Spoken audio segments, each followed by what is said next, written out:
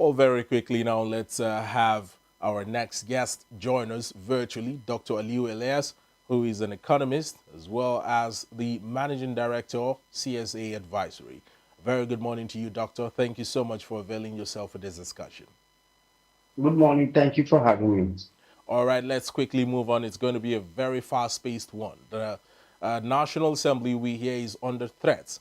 And there has been a plot, as we know it, to bomb the National Assembly, even though the details of this information are still a little bit sketchy.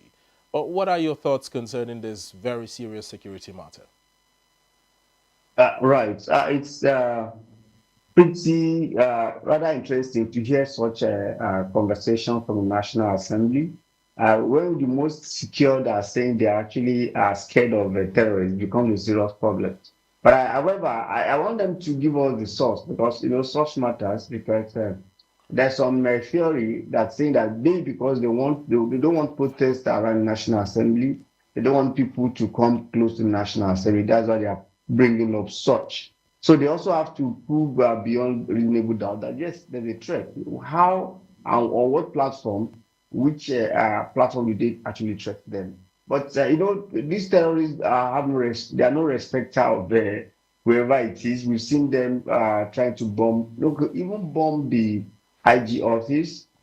We've seen them going to the UN house, bombing the UN house. We've seen a lot of atrocity from these people. So for me, they are not respecter of anyone. It's possible to actually put up such a threat. But the fact is that I like the National Assembly to prove it further to show the evidence. Is it through messages? Is it through email? Is it through a hard copy letter? What platform does that really come? But it's a sad news if that is true. Well, this is not the first time we are hearing of threats from from terrorists.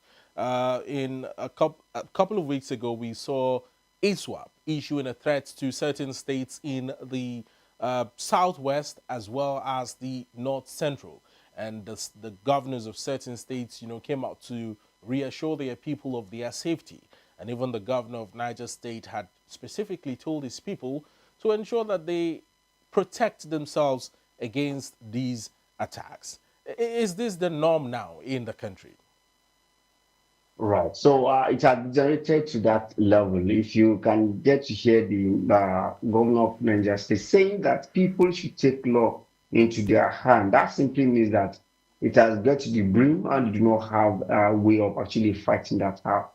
However, we must be much more strategic in taming these people. I recall the one in Ondo was actually preempted. That's why we got to hear the news. But federal government, having changed the service chief, I think they should do more. And also beyond the kinetic approach, they should also do a different approach. Because if you can preempt these people, if there could be an intelligence that will show their next line of action, I think that will help Nigerians so much. But it's becoming a canker that is pretty difficult for Nigerians to go out of. Security is becoming a threat in Nigeria that even no one is safe. If National Assembly could be receiving letter upon all the paraphernalia of security around that three-arm zone. So it's pretty difficult. And that shows that it should all a hand must be on deck in this case. It doesn't matter who you are, how rich you are, where you are located. We should all be concerned about Nigerian security. Now, we hear that state assemblies nationwide are backing the bill to establish what is called the National Assembly Security Directorate. How much of an importance is this, especially at a time when even the National Assembly itself, that houses, all lawmakers in the country, both the Senate and the House of Representatives, is being threatened in such a manner? Well, there is no layer of security that is not important at this point in time. But it look rather selfish when you want to say because you're a National Assembly, you want to create a security directorate for to guide the National Assembly and State Assembly. But I think it's important we look at it holistically without undermining their security. We should be more concerned about the general public, the Nigerians, because if it degenerated to Nigerians, it could trickle down to them as well. So maybe perhaps it's for their own personal protection. That is why they want to have a directorate for security. But generally, Nigerians need security, both people that are not in power and people that are in power. All right, Dr. Aliyu, in a moment, we'll move on to yet another matter. This is concerning states accumulating more debt despite an increased earning. A certain report had revealed. We'll take a look at the Nigerian News Direct as well as the Independent in a moment, and I'll have you react to some of these headline stories. Let's pick up the Nigerian News Direct. States accumulate more debts despite increased earnings, a report says, as debt burden jumps to 41,766 naira per citizen. Well, this is on the front page of the Nigerian News Direct. Let's take a look at the Independent. On the front page of the Independent, Nigeria's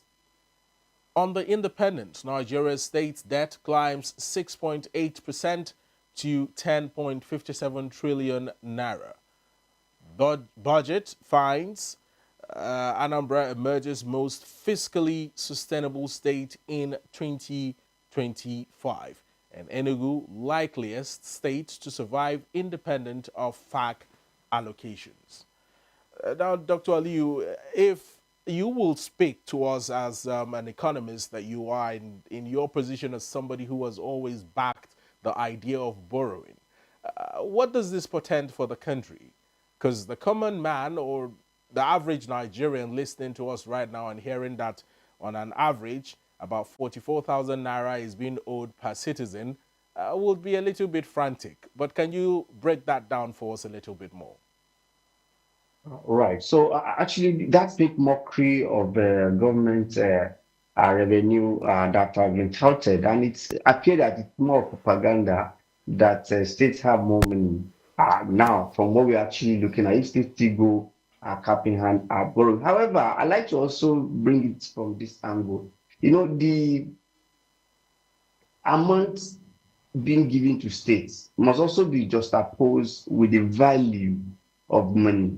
So what 1 billion can actually do as at 2022, you agree with me, it will do less, far less as at 2025 that we are now. So it may appear that government is giving a lot of money to the states, but the value is actually depriving the state. Because if you look at it very well, you share 600 billion allocation monthly before, but now you are sharing over 2 trillion uh, naira allocation now. And it's not reflecting. That simply means that there's a value problem in this case. That simply means there's a serious value problem. And looking at that value problem, that's where we must actually make sure that we put things in proper perspective. So for me, it will simply mean that there's a propaganda on the side of federal government that they are giving state more money. It also make mockery of the revenue we said we are making from the fuel subsidy removal. And that's why our economy is key.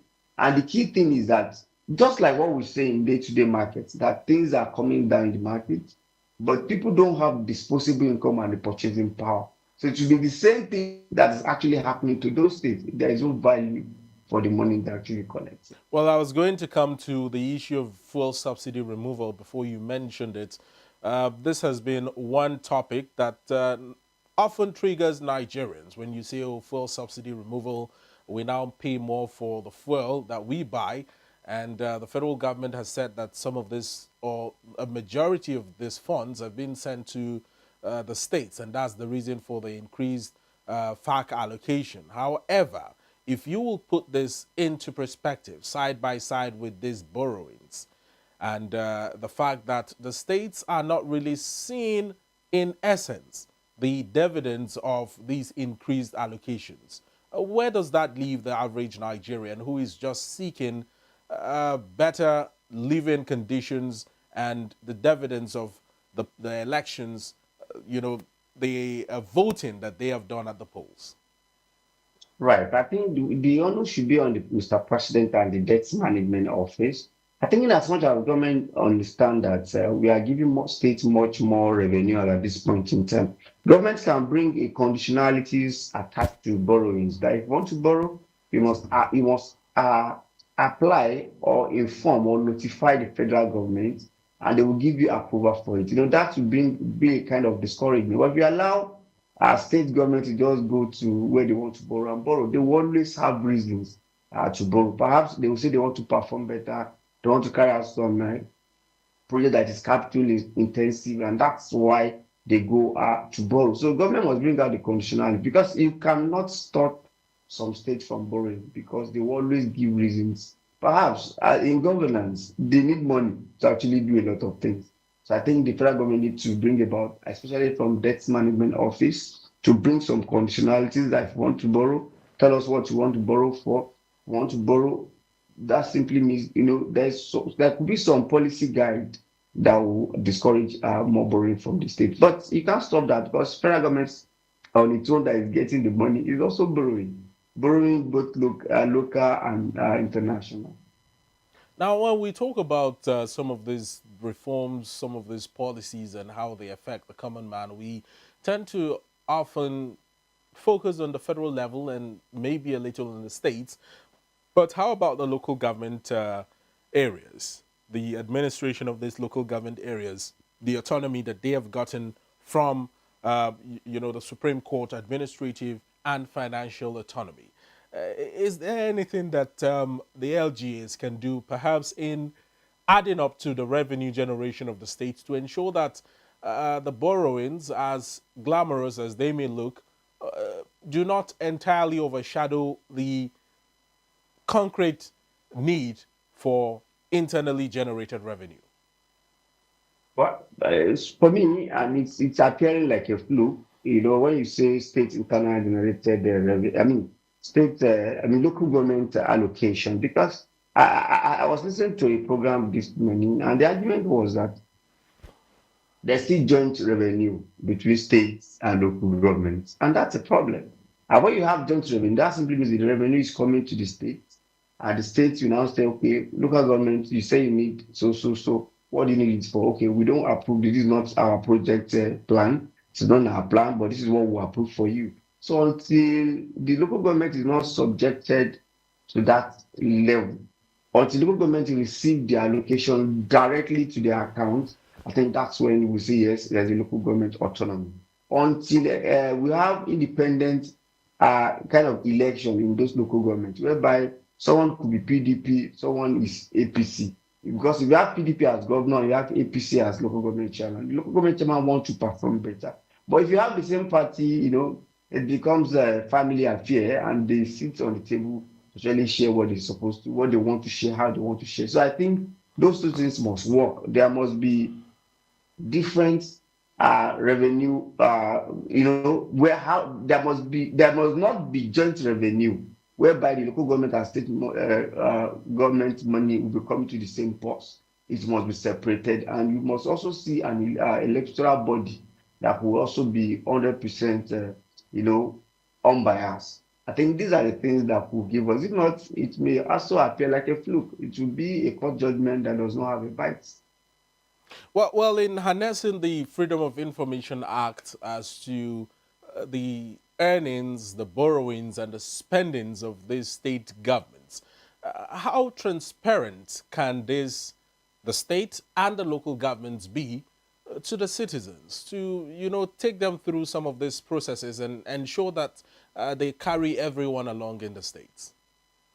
Right. You remember that we have state assembly. Mm. So, and I'm sure before governor will embark on any project or any borrowing, it must pass through the state assembly. Yeah. And that's why we're talking about independent of the assembly. The assembly should be able to examine it, check it, and look at if it's worthwhile. And from there, it can be transmitted to the federal government or DMO to give an approval. Then you talked about transparency. I recall during the President Jonathan and Dr. Okonjo Iweala, when you pick up the dailies, you could see how much is going to states, how much is going to each local government, and by so doing, maybe citizens who care to actually follow up can follow the money and see the implementation of the project.